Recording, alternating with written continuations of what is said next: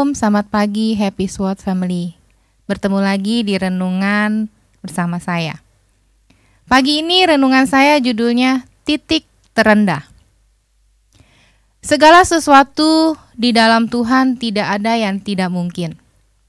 Semuanya mungkin dan semuanya terjadi atas seizinnya. Ada orang yang mengalami titik terendahnya karena ulahnya sendiri.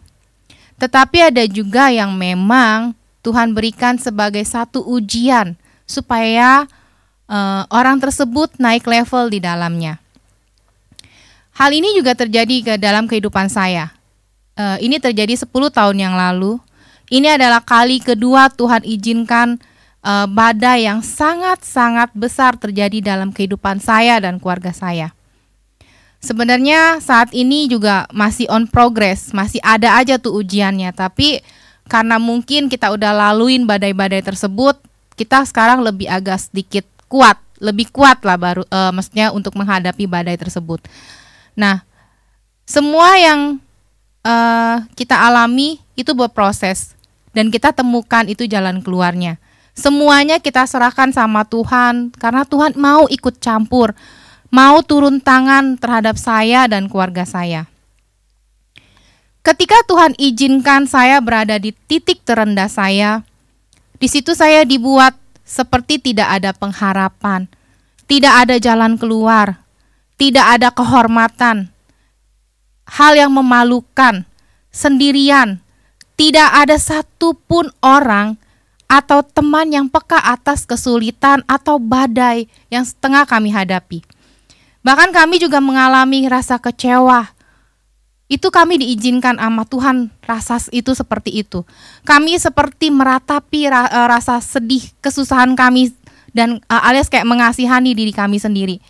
Tapi ingat ya, ini kita harus garis bawahi. Ini Tuhan izinkan, bukan kami yang mengada-ngada, kami yang bikin, aduh saya susah, saya kayaknya orang gak ada yang peduli sama saya, enggak.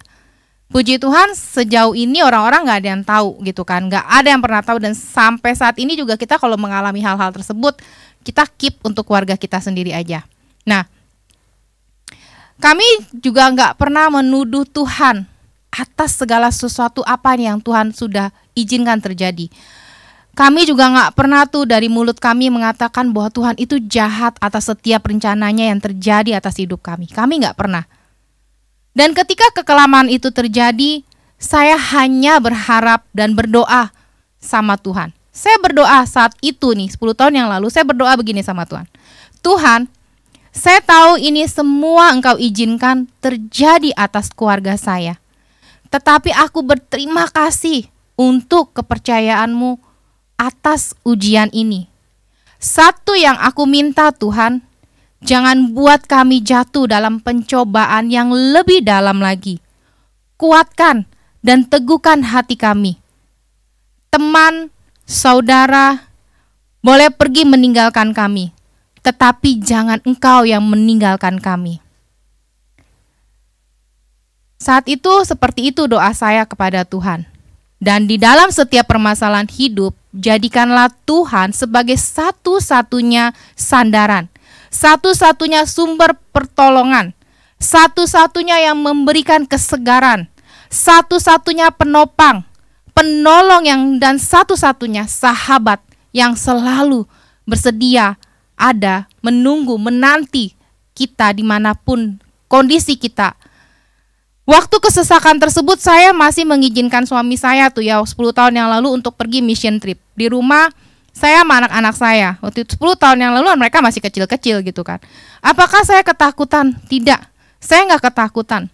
Padahal saat itu kondisi saya, kondisi keluarga saya tuh lagi benar-benar kita kayak lagi mengalami ada orang-orang jahat yang sedang mengintai. Ada orang-orang yang nggak suka dengan keluarga saya juga nggak tahu. Tapi itu yang Tuhan izinkan. Tapi saya nggak takut, kenapa? Saya percaya ada perlindungan Tuhan yang sempurna. Tuhan akan kirimin tuh malaikat-malaikatnya buat jagain kita. Nah, jika saudara saat ini sedang diizinkan Tuhan masuk ke dalam badai topan besar, cari Dia, bergantung, serta serahkan semuanya pada Tuhan.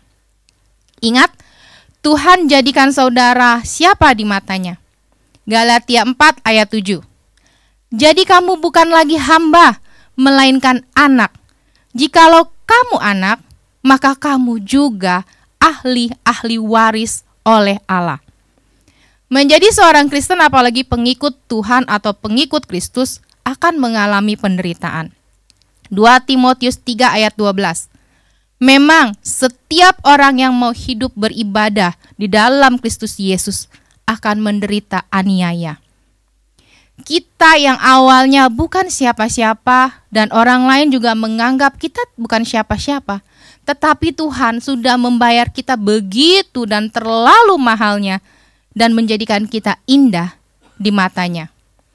Dalam titik terendah kami dituduh, dihakimi, direbut segala hak milik kami.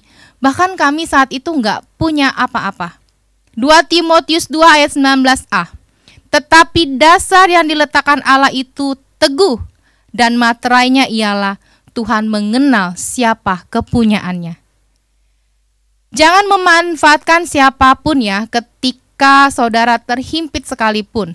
Jangan mencari pertolongan manusia sekalipun, tetapi cari Tuhan. Saya tahu Tuhan mengizinkan semuanya ini terjadi pada saya. Kalau saat ini saudara juga tengah mengalami, berarti Tuhan juga tengah mengizinkan ini terjadi pada saudara.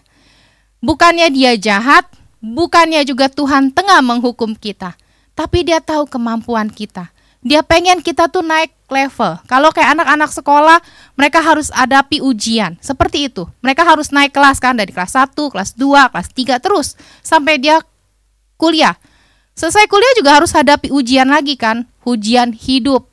Mereka harus bagaimana mereka harus bertahan hidup, mereka harus kerja cari uang, bagaimana mereka harus membiayai hidup diri mereka sendiri, seperti itu. Karena Tuhan itu sangat mengenal dan percaya kita bisa menyelesaikan ujian itu dengan sangat baik. Dia mengenal kita sebagai kepunyaannya yang sangat berharga dan sangat Dia kasihi. Itulah alasannya kenapa badai-badai tersebut harus terjadi di dalam kehidupan kita.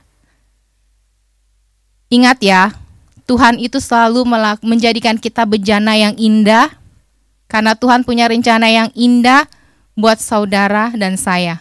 Walau pedih, menyakitkan, memalukan, tapi Tuhan tidak akan pernah meninggalkan saudara. Mari kita berdoa. Tuhan, kami tahu saat ini kalau kami sedang mengalami badai yang luar biasa. Kami saat ini mungkin terombang-ambing Tuhan. Kami merasa orang lain gak ada yang mendukung kami. Orang lain seolah-olah tidak peduli. Bahkan orang lain suka menghakimi kami. Orang lain suka mengintimidasi kami. Tapi kami tahu Tuhan, ada satu tangan Tuhan yang selalu terbuka untuk kami. Yang selalu bersedia memeluk kami dengan erat dan mengatakan, semua akan baik-baik saja anakku. Kami percaya Tuhan, kami punya pribadi yang dahsyat. Kami punya pribadi yang luar biasa. Terima kasih Yesus. Kami mau letakkan segala permasalahan kami di bawah kaki-Mu. Kami mau serahkan semuanya ke dalam tangan-Mu. Biarlah Tuhan kami angkat tangan kami dan Engkau yang turun tangan atas setiap permasalahan kami. Terima kasih Yesus. Haleluya. Amin. Ingat saudara, jangan pernah lari dari Tuhan ketika masalah menghadang dan menghentikan langkahmu. Teruslah berjalan, tetap kerjakan keselamatan, dan teruslah berdoa. Terima kasih, Tuhan Yesus memberkati.